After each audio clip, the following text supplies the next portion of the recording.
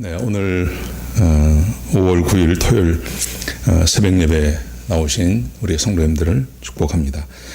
오늘 본문의 말씀은 신명기 15장 12절부터 24절까지 말씀입니다.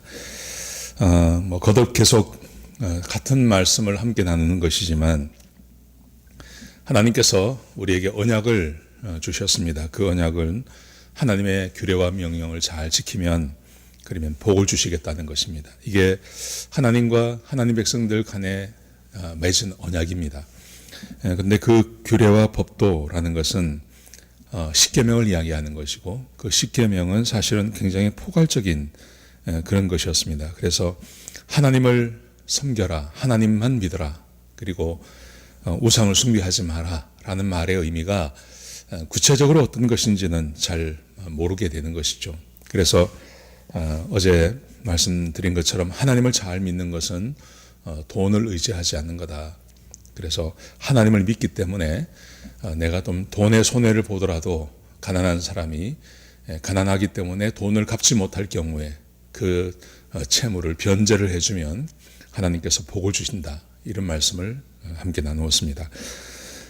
오늘도 믿음의 문제를 가지고 하나님을 믿기 때문에 우리가 해야 할 것에 대해서 오늘 본문이 우리에게 말씀해 주고 계십니다. 그것은 재산권에 대한 이야기입니다. 재산권. 이것은 돈보다 더 큰 그런 것이라고 생각합니다. 그것은 이제 옛날에는 노예제도였는데요. 사실은 노예제도가 현재로 말하면 그것은 내 자산, 내 사업터 뭐 이런 의미가 있겠습니다. 자, 어떻게 말씀하시는지 한번 보시기 바랍니다. 12절에 보시면요. 신명기 15장 12절입니다. 내 동족 히브리 남자나 히브리 여자가 내게 팔렸다 하자. 히브리 동족들 가운데 내가 돈을 주고 그 사람을 내가 종으로 샀습니다. 종으로 샀을 경우, 그럴 경우에는 만일 엿새 해 동안 너를 섬겼거든 일곱째 해에 너는 그를 놓아 자유롭게 할 것이요. 내가 비록 돈을 주고 샀지만 이방에서는, 모든 나라에서는 그러면 그 사람은 평생토록 나의 노예가 되는 것이죠. 그런데 그렇다 하더라도 히브리인 같은 동족이라면 제 7년이 되면 놓아줄 것을 명령하고 계십니다. 자, 자유롭게 해주라 이렇게 말씀하세요. 그러면서 13절에 보시면요, 이렇게 말씀하십니다. 그를 놓아 자유롭게 할 때에 빈손으로 가게 하지 말고 내 양무리 중에서와 타작 마당에서와 포도주 틀에서 그에게 후히 줄지니 곧 내 하나님 여호와께서 내게 복을 주신 대로 그에게 줄지니라. 그에게 노예라는 것은, 노예 제도에서는 그 월급이 없지 않습니까? 월급이 없고 그를 내가 돈을 주고 샀기 때문에 내 자산처럼 그렇게 사용하게 되는 것이죠. 그런데 하나님께서 그를 놓아줄 때는 그에게 합당한 굉장히 많은 그런 돈을 줘서 내보내라 그렇게 말씀하셨는데, 이것은 어떻게 보면 인권의 문제가 아니라 이것은 하나님을 믿는 믿음의 문제라는 것입니다. 왜냐하면 내 재산, 내가 소유권을 얼마든지 행사할 수 있는 것을 포기한다는 것, 그것은 인권의 문제가 아니라 내가 하나님을 믿기 때문에, 하나님께서 말씀하셨기 때문에 그렇게 하면 하나님께서 우리에게 복을 주시고 또 그렇게 하는 사람을 하나님께서 책임져 주신다는 의미가 본문 가운데 기록되어져 있는 것입니다. 자, 보십시오. 15절에 보시면요, 하나님께서 이렇게 말씀하세요. 너는 애굽 땅에서 종되었던 것과 내 하나님 여호와께서 너를 속량하셨음을 기억하라. 그것으로 말미암아 내가 오늘 이같이 내게 명령하느니라. 이스라엘 백성들도 한때 애굽의 종이 되었습니다. 400년 동안 종으로 있었습니다. 근데 하나님께서 그것을 풀어주셨습니다. 그러므로 너희도 이렇게 하라는 말의 의미 안에 너희가 종되었기 때문에 종을 풀어주라 이런 의미도 있지만, 또 한편으로 따져보면 하나님은 무엇이든지 하실 수 있다는 의미입니다. 하나님께서 할 수 없는 일이 없고 하나님께서 다 하실 수 있기 때문에 종을 풀어주더라도 결코 나에게 손해가 입지 않도록 그렇게 하나님이 하시겠다는 것이죠. 자, 그 다음에 하나님께서 계속 우리에게 믿음을 요구하시는데요. 자, 보십시오. 종의 문제를 이렇게 처리할 것을 요구하고 계십니다. 16절에 보시면 종이 만일 너와 내 집을 사랑함으로 너와 동거하기를 좋게 여겨 내게 향하여 내가 주인을 떠나지 아니하겠노라 하거든. 종 중에 어떤 사람이 말하기를 자기는 자유하는 것보다 이 주인과 함께 있겠다고 그렇게 말하는 사람이 있을 수 있습니다. 그러면 자 17절 보십시오. 송곳을 가져다가 그의 귀를 문에 대고 뚫으라. 그리하면 그가 영구히 내 종이 되리라. 내 여종에게도 그와 같이 할지니라. 자, 자유를 좋아하고 또 자유롭게 살기를 원하는 사람, 이 사람들은 능력이 있는 사람들입니다. 밖에 나가서도 얼마든지 자유롭게 살 수 있는 사람들은 아마 그렇게 할 것입니다. 그런데 주인과 함께 있겠다고 하는 사람들은 나갈 수 없는 사람들이죠.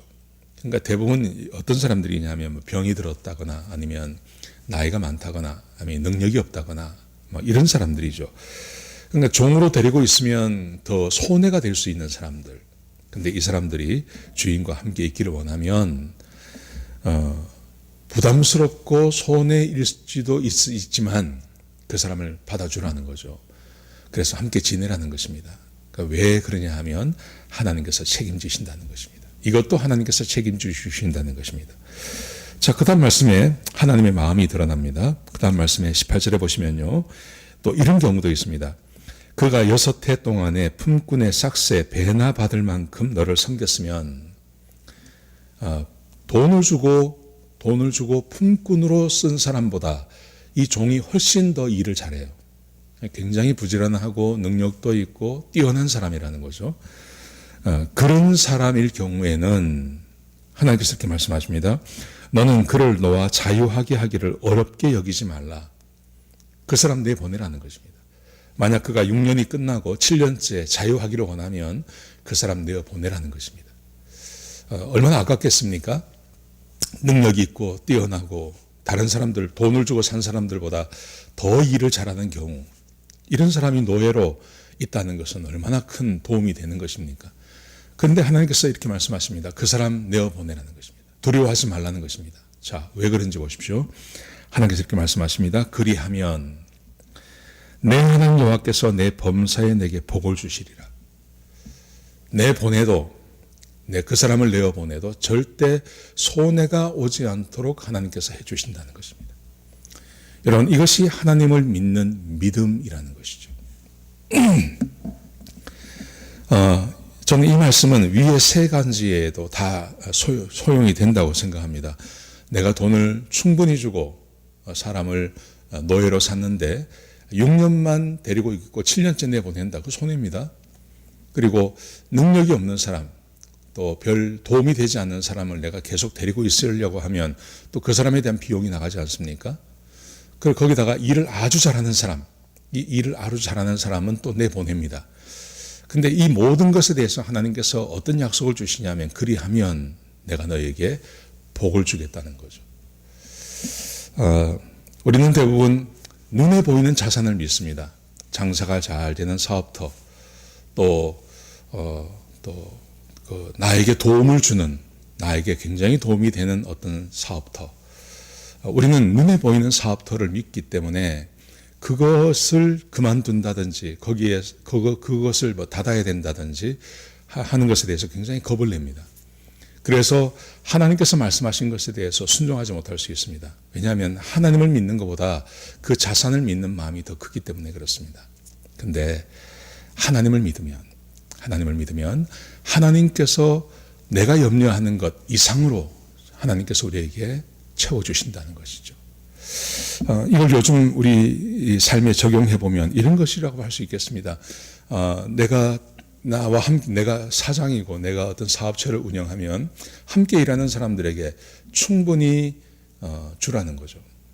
그 임금을 충분히 주고 또 일을 잘하는 사람이 있으면 내보내는 것에 있어서 두려워하지 말고 또 능력이 없는 사람이 함께 일하기를 계속 원하면 그냥 계속 함께 일하는 것도 괜찮다는 것입니다.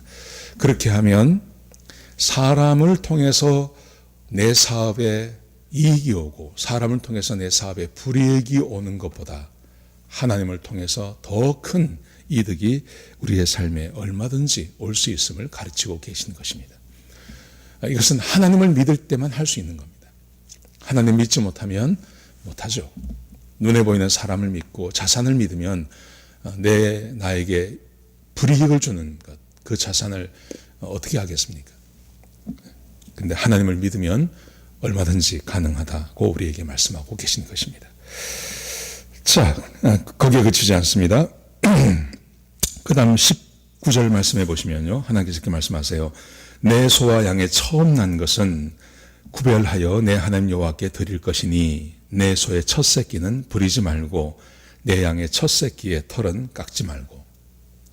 처음 난 소, 처음 난 양의 새끼, 얼마나 귀한 겁니까? 굉장히 귀한 겁니다. 근데 이것을 하나님께 드리라고 말씀하십니다. 내가 가장 귀히 여기고 아끼는 것, 그걸 하나님께 드리라고 말씀하십니다. 그걸 하나님께 드리면 하나님께서 더 귀한 것으로 갚아주신다고 말씀하고 계시는 것입니다. 여러분, 하나님께 드리는 것에 있어서 두려워하고 또 하는 이유는 하나님을 온전히 믿지 못하기 때문에 그렇습니다. 눈에 보이는 것을 사람들은 더 잘 믿습니다. 하나님을 잘 믿지 못하기 때문에 온전한 헌신을 하나님께 하지 못하는 것입니다. 그래서 하나님께서 믿음을 이야기하실 때 사람이 가장 두려워하는 돈, 그리고 우리의 자산, 그것을 운영하고 쓰는 데 있어서 하나님께서 말씀을 주시는 것입니다. 그러면서 돈이나 자산을 의지하지 말고 하나님을 의지할 것을 우리에게 가르치고 계시는 것입니다. 저는 우리의 삶에 어떤 두려움이 찾아오고 또 우리의 삶에 실제적으로 풍요로움이 찾아오지 못하는 이유, 저는 그것은 하나님보다는 돈을 믿고 또 다른 자산들을 믿기 때문에 그렇다고 생각합니다. 하나님을 믿고 하나님께서 말씀하시는 대로 순종했을 때, 그때 하나님께서 내 삶을 채우시는 것을 경험해 보시기 바랍니다. 그러면 이 세상 사는 것에 있어서 그렇게 두렵지 않습니다. 하나님이 채우실 것을 알기 때문에 그렇습니다. 그리고 염려나 걱정이 우리의 삶에서 떠나가게 되는 것입니다. 오늘 본문의 말씀을 생각하시면서 오늘 하루, 복된 하루, 돈의 노예 혹은 내 자산의 노예가 되지 않고 하나님의 자녀다운 삶을 사시는 그런 귀한 하루가 되시기를 축복합니다. 우리 같이 한번 기도하시겠습니다. 하나님, 오늘 귀한 말씀 주셔서 감사합니다. 아버지 하나님께서 하나님을 믿으라고 말씀하셨습니다. 하나님, 세상 의지하지 않고 세상 믿지 않고 또 내 자산을 믿지 않고 하나님을 믿어서 하나님의 말씀에 온전히 순종하는 주의 백성들이 되게 하여 주옵소서. 그래서 재산에 손해를 보지 않게 하시고 하나님께서 채워주시는 것을 경험하는 주의 백성들이 될 수 있도록 인도하여 주옵소서. 주님 감사합니다. 예수님의 귀하신 이름으로 간절히 축복하며 기도드렸습니다. 아멘.